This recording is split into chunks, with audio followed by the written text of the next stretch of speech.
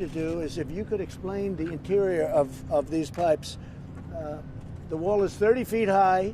We also have 18-foot wall. We have a combination of 30 feet and 18, depending on the area, depending on the importance.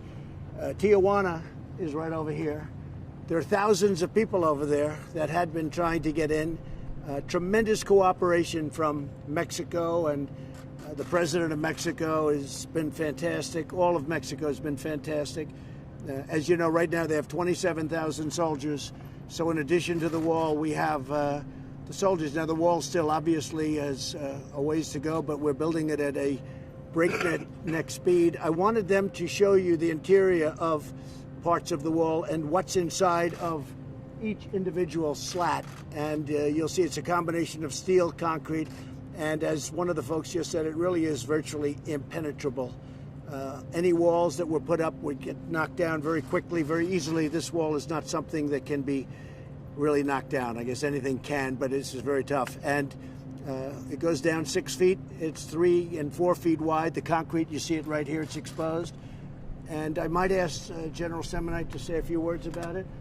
And I'd like to bring them right up, look at the inner tube to see what happens, because after the wall is up, we pour concrete, and concrete goes into the tube. And in addition to that, we have rebar. So if you think you're going to cut it with a blowtorch, that doesn't work because you hit concrete. And then if you think you're going to go through the concrete, that doesn't work because we have very powerful rebar inside. So it's a very powerful wall, the likes of which probably to this extent has not been built before. This is an area, because it's so highly trafficked, this was one of the most dangerous areas. We have a double wall. We have a wall on both sides. One is 18 feet. That's your border, and the other one is 30 feet. And everybody, if they should be able to make that, this is where people are waiting for them. It's a very powerful situation. So, General, maybe you could take over for a couple of minutes, and then I'll take it back. So, Mr. President, I want to build on your comments. This is a system. It is both the two walls, but it also is road networks down through the middle and the back so that Customs and Border can go ahead and continue to be able to move around it. Also, lighting system. And as you think about this, I mean, it really is kind of a defense in depth. When you think about these panels going up, right now we're putting in about 270 panels a day that are going in the ground. We've got over 44,000 panels that are already built. And you think about the depth of how we're doing it, without getting a lot of details, 66 miles today are already completed. There's 251 miles that are under contract going in the ground right now at 17 other sites. There's 163 miles that are actually on contracts that are going to be let in the next 90 days. And the remainder of the miles the President talked about is mainly private land. It takes a little bit longer to get. One of the things I want to just remind you about, that when you have a football field, kind of a flat area like this, it's a little bit easier to build a wall. But if you just turn around and look at the mountain behind you, one of the projects that's going to go up in the next year continues this barrier right up over the rest of that mountain. So it goes back to be able to, we've got to have this linear capability to be able to continue to provide that level of defense. We will talk, this is what the bollards look like, 30 feet high on the backside. And you'll see on the inside, there was the time Come on over here if you want. You can bring the cameras and sort of where people were worried that maybe you could negotiate through the ballard. So what the ballard is now, again, is that there are two pieces of rebar, 12 feet long, that are inside the ballard.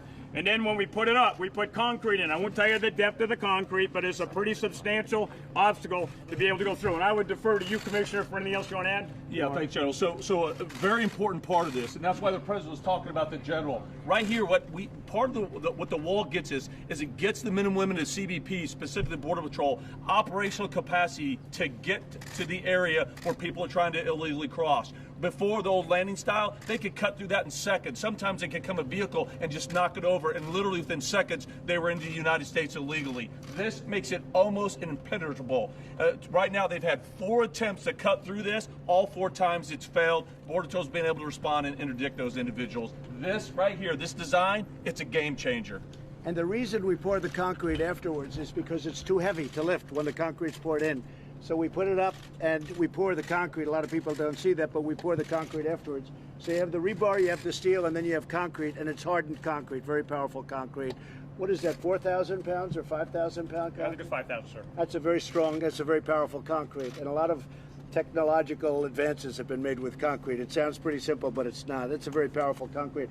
So you have the rebar, you have the outer crust, and you have the inside is concrete, and it's pretty amazing. And again, the concrete's poured after it's up. They pour it through funnels and cover much of the territory of the bollard. Mr. President, also, this is a great view to look at the anti-climb. I defer to the commissioner to explain what that panel does. Hey, you know what? I'd actually turn this over right now to our Chief Patrol Agent right now, Agent Harrison. He's really going to be able to give you, from an agent's perspective, exactly the magnitude of what this wall, the operational capacity, gives the Border Patrol agents.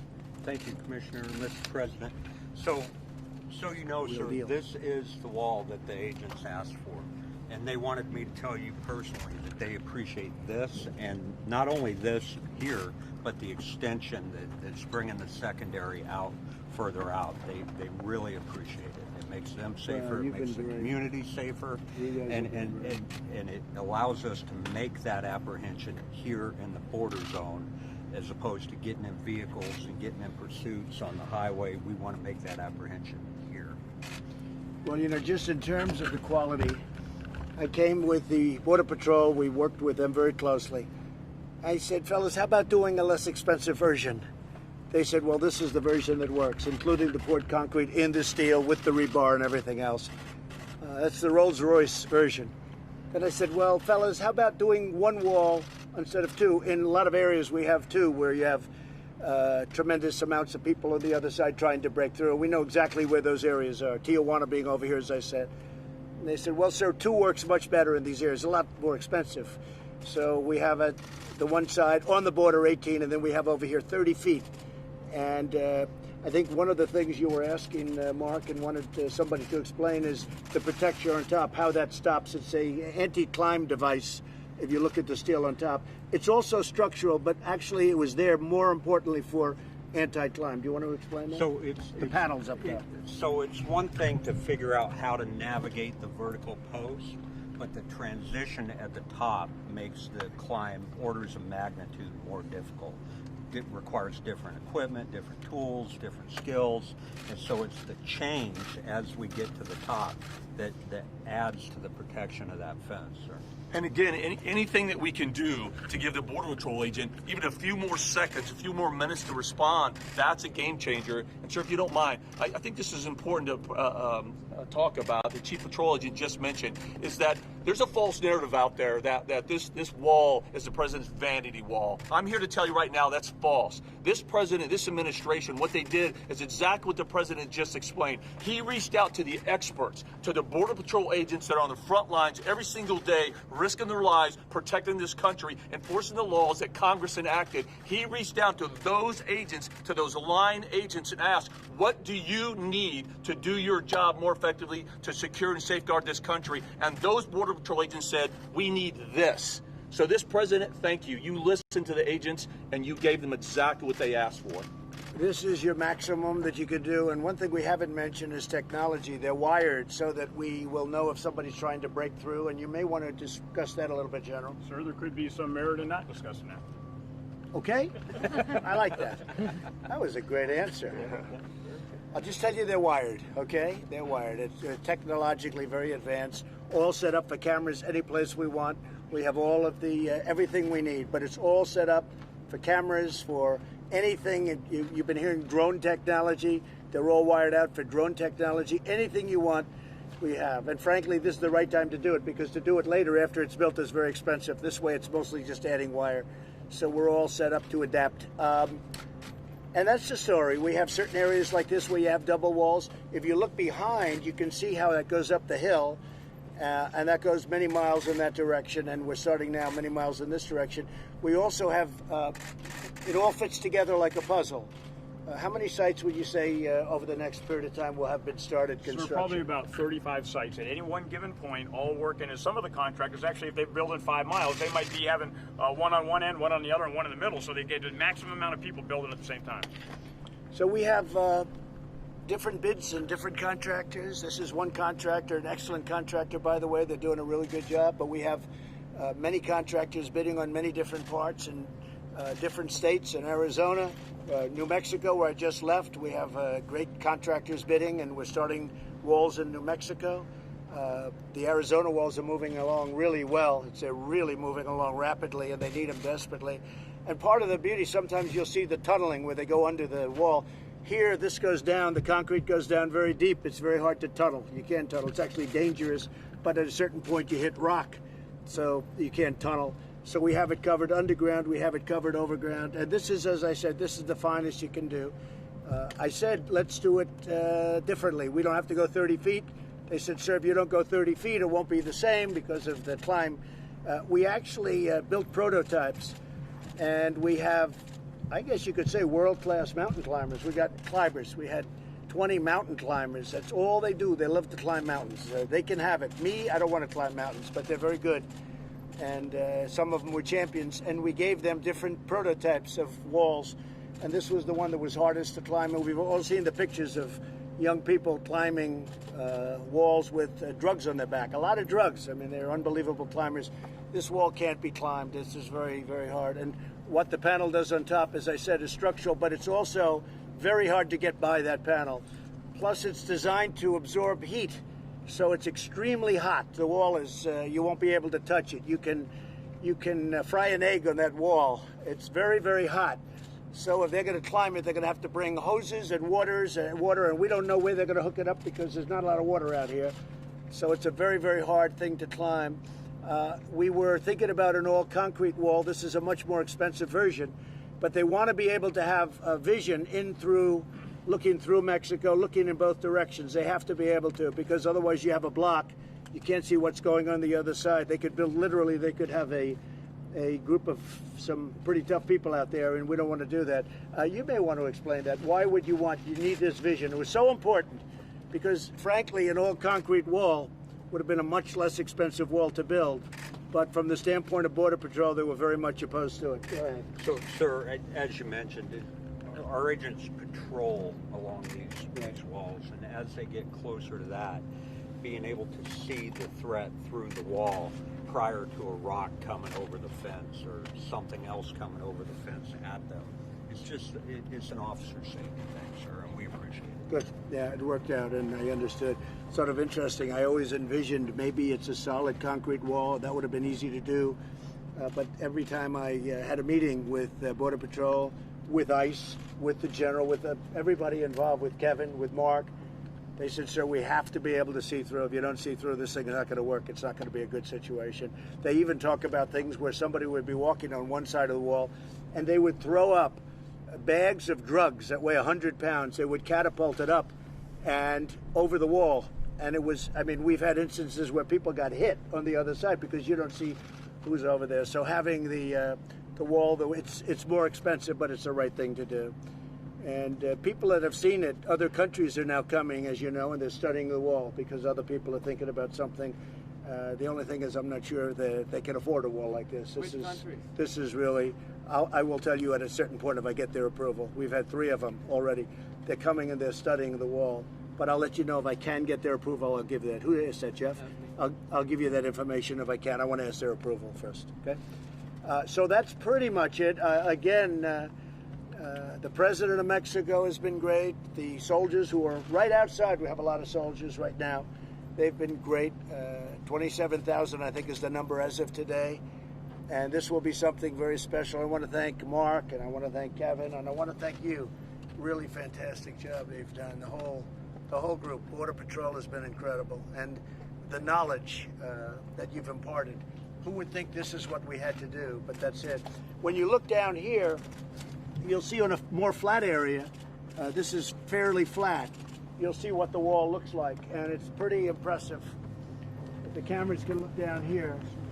And these are the real people. These are the workers that put up the wall, by the way. All of these guys, they don't do as much of that, but these guys do a great job, but we appreciate it, fellas. These are the ones that are here. Each one of these is considered a panel. When they said, how many panels are you going to put in? Over 44,000 are in right now. 44,000 are already in. Each one of these, if you look, they're together. So each one of these, I think they have, so they would have, yeah, like 8 bollards. Right. And each one of, so I guess it's mostly an 8 bollard. We also have some very sophisticated openings when you have to get the Border Patrol through or various people through to the other side.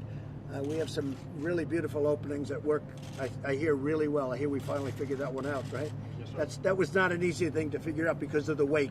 The weight it's tremendously heavy. But if you look down here, you'll see what the wall looks like. And the beautiful thing is that people are seeing that. We're not going to do, in another week, I understand, no more catch and release. We're not allowing people into the country at all anymore. Nobody's coming in unless they're coming in legally. They're coming in through a process. We have it covered between 27,000 Mexican soldiers, and really now the wall is starting to kick in very big. San Diego they were just thanking me for the wall we built in San Diego. It's like they said it's a difference of day and night. They actually said it's 100%. The only thing is we have to now expand it out. The only way they get through is to walk many, many miles in the opposite direction, one way or the other, and go around it. But going over it is impossible, is virtually impossible. But they were very, very happy with what we've done. So the days, and I tell you this very strongly, no more people can come in. We wanted Congress to help us. It would have made life very easy, and we still want them to get rid of loopholes, but we've done it a different way. We've done it with the help of Mexico. We've done it with the help of Border Patrol, and we've done it with the help of Kevin and all of you great people and Mark. We've done it a different way. We still want them to do it because it would be a little bit easier, but Congress wouldn't do it. When I say Congress, the Democrats just wouldn't do it. So now we have a world-class security system at the border, including the highest technology. I would think that there's no place like this anywhere. There's no place has anything like this or even close to it. Now, other places have guards, and unfortunately they have machine guns, and they have electrified fences. You touch them and you get electrocuted. We don't do that. We don't do that. But this is something that is equally difficult to get across. Okay? Can you explain what was here before? Was there fencing here? Was there anything here? We had a very low fencing here. In fact, you were here before, I think. We had a very low fencing. It was like a sheet metal, and people would knock it over like just routinely. And we ripped it out. We have a lot of areas where we had that and even less than that. And then we have areas where we had nothing. We had some areas where we just had a pipe along the ground, and that sort of stopped cars or trucks, but they'd knock that out pretty quickly. So those are areas, but in this case you saw it, it was sheetrock, it was like sheet metal, a very thin, used to build runways as just a form to build runways. And they had a lot of it left over years ago, and they put it up, but it would be knocked down on a daily basis. Tell them about that. Can I offer, Mr. President? This is the same area we had the prototypes built. The President was here 18 months ago. We now have 24 miles of new primary and secondary wall in this sector. The difference that makes for us operationally is instead of 300 to 500 people crossing a day, we're now seeing 30 to 50. And combined with our partnership with Mexico, where people aren't being released into the U.S., the traffic in the sector has dropped dramatically. That's how your strategy is coming into play. And the only way you get to 50 is they walk around the areas like this that aren't, we haven't sealed this up yet. We'll be sealing this up very shortly. Or in part of this we have a gate. But the only way you get to 50, nobody's going over the wall. But where we are still building it, that's where they get the 50. We think it's going to be close to 100% in the end. I don't think anybody's, I guess maybe one of the greatest pole vaulters in history can get over the low one, but it's going to be very painful when they land, right? Mr. President, it's been about 6 or 7 months since you declared a national emergency here at the border. Do you still consider the situation at the border, a national emergency? Yeah, sure. And how will you measure success? When will you withdraw that declaration? I think really the success is going to be when the wall's built, when human traffickers can't go through. You can understand, Phil, right here, nobody's coming through this here. They got through here, they have to go through here. And they make a left turn up here in some place where they didn't have anything, and they drive into the country and usually go unnoticed. And if they are noticed, it's a big deal. It's a big chase goes on. I think that this is certainly a tremendous national emergency because of human trafficking, drugs, and people coming in illegally. And in many cases, those people have criminal records, and we don't want them in our country. And will the troops be here indefinitely? The Mexican troops? No, any U.S. troops. Well, we're lowering it down. As we build the wall, we can just about take all of the troops out, and Border Patrol takes over. Border Patrol's really been taken over now anyway.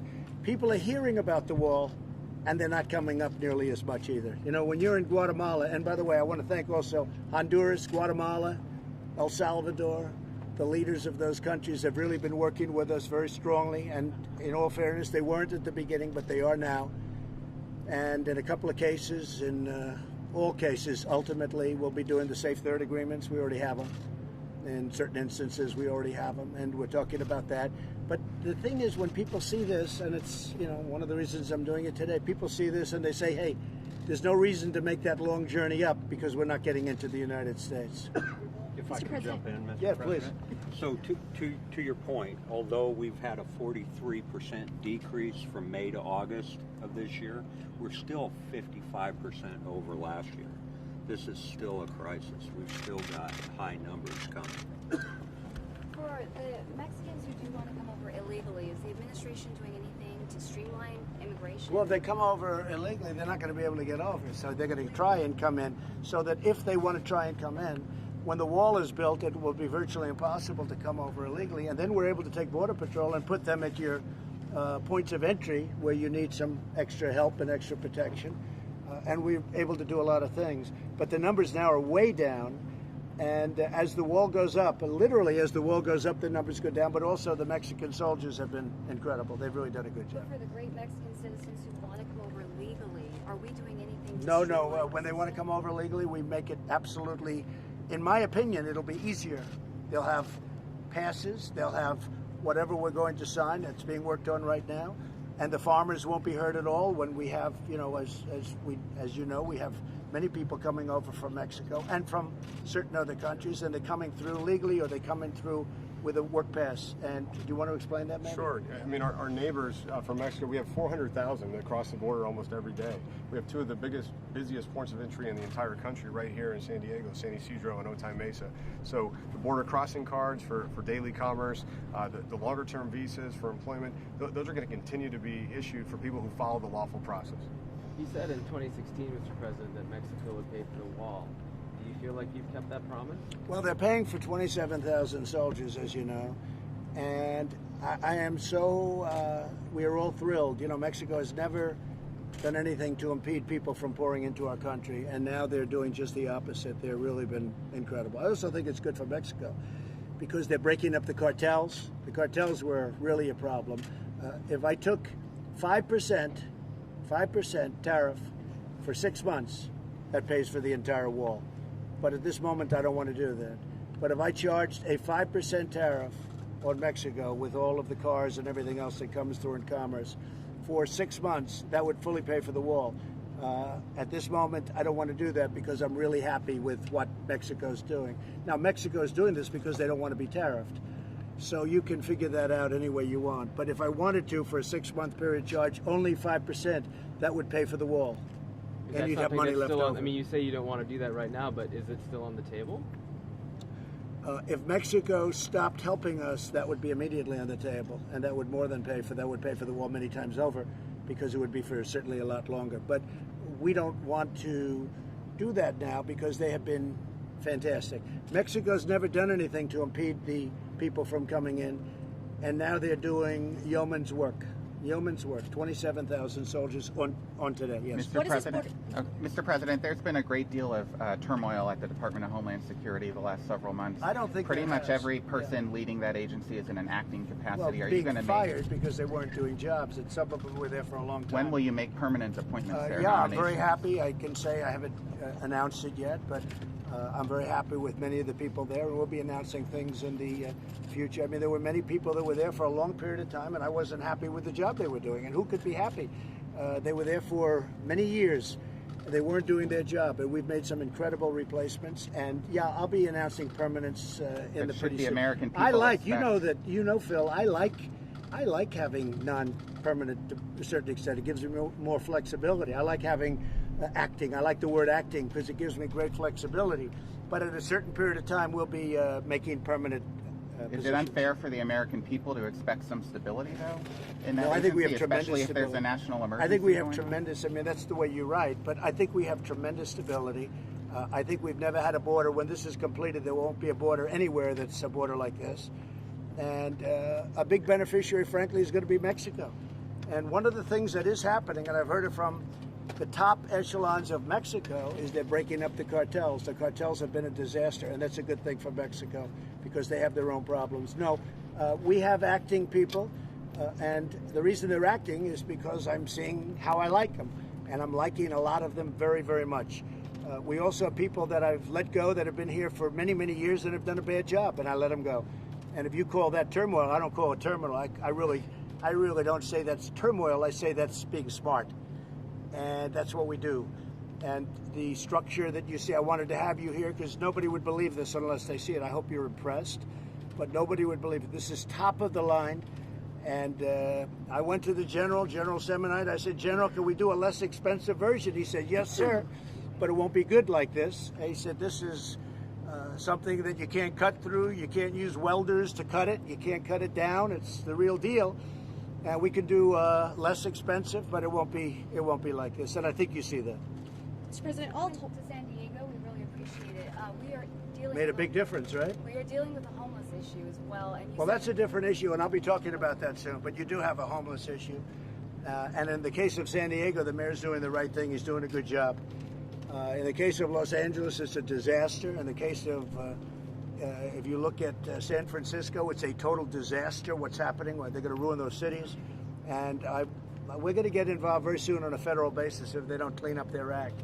One of the things we're very upset about and angry about is we're paying a lot of money to Los Angeles to build the subway system, billions and billions of dollars, and yet you have tents all over the place, and you really have a sanitary condition because this water is rushing into the ocean. And this is supposed to be stormwater. It's not supposed to be sewage.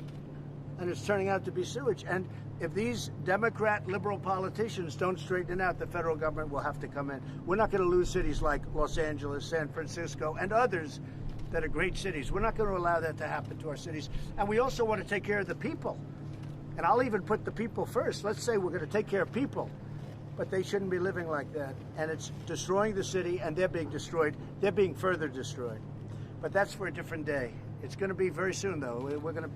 We're working on that right now. It's a very good question. Okay? Mr. President, all told, how much is this border wall costing the United States, and where is that money coming from? So it's coming from various sources. We've had tremendous Supreme Court victories over the last short period of time. You've all reported on them. And it's allowing us to do the proper job. And it's also allowing us to work with the Army Corps of Engineers, where we have very talented people like the General, and we're getting it done. You may want to comment on this section. How is this being paid for, General, as an example? This was through regular, normal congressional appropriations. Part of this was in FY17, part was in FY18, but it came through CBP appropriations. And what about the tunnels? Because the transporters... I'll give you an example. They tried to stymie us by saying $1.6 billion, but only for renovation. Well, if they have a little 8-foot wall, 7-foot wall, or 10-foot wall, that's like, they just pull down the panel and they walk across. And if we rip that down, I guess you could say that's renovation. So, we've used some of this water. Some of this comes right out of the budget. Much of the wall comes out of the budget. But if we have even a small piece of steel going around, that's called a renovation, because we take the piece of steel out, we put up a 30-foot wall. And so in many ways, that works very much to our advantage. Did you expect to have more of this done when you were talking about it in 2016? No, I think that I've always heard 500 miles. That was always like a number, because, you look behind and you see, even here, we're going up the side of the mountain. But in some cases, you can't. It's very, very hard to traverse. In some cases, you have areas that nobody's going to even get near. So the number I heard was 500. What we're going to do is we're going to stop at anywhere from 400 to 500, and we're going to see where else we may need something, and we can add pieces to that. But you really won't know until you stop, because you're going to have tread paths. It's like, where are they going to go, where are they going to walk? So we're going to get up to about 400, and then we're going to look and see whether or not we have to go much more than 475, 500. It could be at maximum, I would say, 550. So we might add another 50, but we won't know that until it's complete. Does that mean you don't think you need a wall along the entire U.S.-Mexican border? Well, you couldn't even do it, because in some cases you have rapidly moving rivers, which are in many ways more effective than a wall.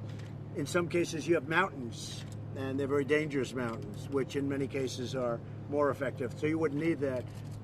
You have a little bit less than 2,000 miles, and you have 500 miles where it's really space where people can come through, and you may have a little bit extra, but about 3/4 of it is covered by natural terrain where the terrain doesn't allow people to get through. Mr. President, you said earlier that you wanted the wall to be painted black and have the spikes at the top.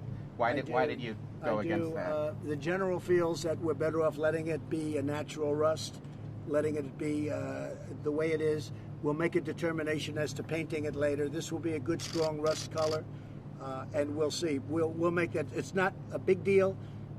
The black attracts more heat even than this color. But this is your natural steel, and I think we're going to see how it works out. We can paint it at a later date if we decide to do it. I think the real issue, though, is that it goes back to economics. And so when you are able to use that money to be able to get more miles, therefore you're able to resist the threat better. It's not a huge amount of money, but it's enough to build quite a few more miles, and I think we want to do that. And we can paint it at any time. We can paint it later on. Can we just ask you again quickly about Iran, Mr. President? Yeah. About should we expect to see military strikes coming soon? And John Bolton apparently was critical of you today, both your policies on Iran and on the Taliban. Well, I was critical of John Bolton for getting us involved with a lot of other people in the Middle East. We've spent $7.5 trillion in the Middle East, and you ought to ask a lot of people about that. We are doing it the right way. We're doing it the smart way. It's very easy to go in. We could go in one instant, just one phone call. We could go in, and we'll see. And that might happen. That might happen. But we will see what we will see. John was not able to work with anybody, and a lot of people disagreed with his ideas. And a lot of people were very critical that I brought him on in the first place because of the fact that he was so in favor of going into the Middle East, and he got stuck in quicksand. We became policemen for the Middle East, and it's ridiculous. So, and I've always felt that. I always felt it. From day one, I felt it. Even though I wasn't in government, I felt it. But I think that you will see what happens, and we'll see what happens. He also said on your North Korea policy that negotiations with the North Koreans were doomed to failure. Well, it's today. easy to say that. He may be right and he may be wrong. I mean, let's see what happens. Only time will tell. In the meantime, for 3 years, there's been no nuclear testing. We've gotten our hostages back. We've gotten our great soldiers back who were killed, with many of them, and many more are coming back. We have many more coming back. And the families of those, we call them our heroes. And they were our heroes, and they're coming back. And the relationship is good. So I think that's better than somebody that goes around and saying we want to use the Libyan model. He said the Libyan model. That set us back very badly when he said that. So I think John really should take a look at how badly they've done in the past, and maybe a new method would be very good. Now, with all of that being said, maybe a very powerful attack. We've never had a military as strong as our military right now because of what we've done. And when I first came into this position, our military was in very, very depleted, sad shape. And you mean a powerful attack against whom, sir? I'm not saying anything. I'm saying there may be a very powerful one, and maybe it won't be necessary. We'll see. With regard but to I will Iran. tell you, guys like Bolton and others wanted to go into Iraq, and that didn't work out too well. All right, that didn't work out too well. That was a horrible idea.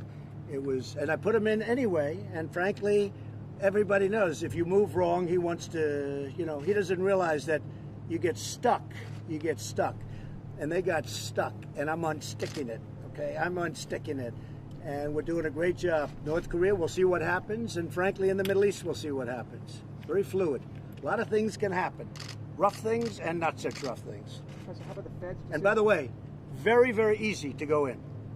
One phone call, we go in. That's a very easy thing, and it doesn't have to be today. It can be tomorrow, and it can be in 2 weeks from now. You understand. President, the feds cut the rate today. Your reaction on Twitter was not. Well, I think it's fine. I think that, frankly, they should have acted faster.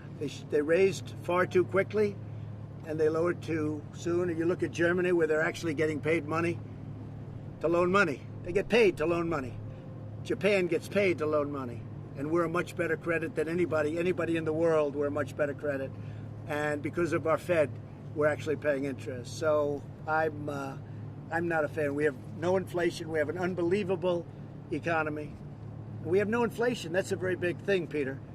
So He just did this a little while ago. Some people thought he might do 50 instead of 25. He did 25. I figured he'd probably do 25. I think that they made some mistakes. And the mistake was he raised too fast and he lowered too slow. But despite that, we have a great economy. We're the greatest economy in the world. We're doing really well. Our businesses are doing very well. And regardless, but I thought it would give us an advantage. When other countries are doing it and we're not doing it, it becomes a little bit tougher competitive-wise, but we're so much better than everybody else, it really doesn't matter. I want to just thank everybody.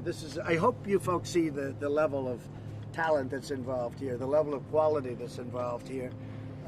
If you came back here in 2 months, you would see this would be a paved road right through the middle, and you'll have Border Patrol all over the place, but they're not going to have to work too hard because nobody's getting over the wall. And if they get over the first one, they're not getting over the second one. And I think most importantly, I want to thank you folks. Great job. Really great job. Mr. President? Yes. There's a tradition here on the border that anyone who works on the wall signs the wall for us. Sign it. Would you do I'll that for sign us it. today? Let's go. I'm going to sign it. Thank you very much. See you back on the plane. Maybe we'll speak on the plane. Yeah. Press, we're going to hold right here. President, we're going back to the viewing area.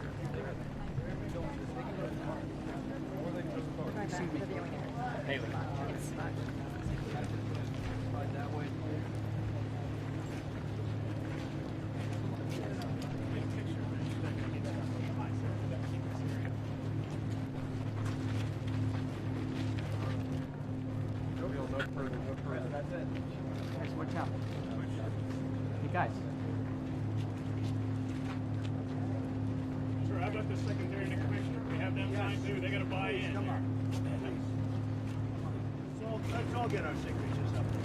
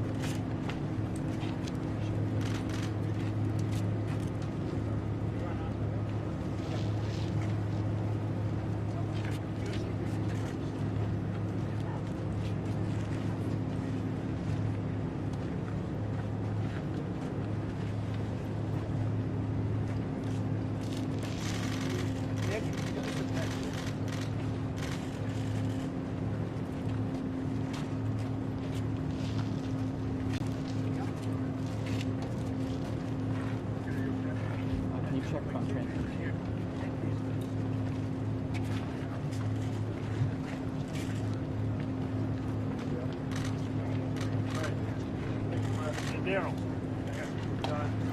Okay, Press, we're going to go back to the van now. Press this way. Thank you, Press. Right back to the van now. Thank you. Back this way, guys. Thank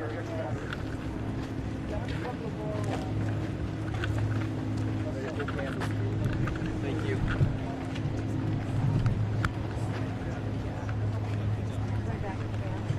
Right back to the van, you guys. Right back to the van. This interview, you guys got to go, I guess. Yeah, we're good. I've given our number. Guys, we got to go all the way to the vans. Let's go.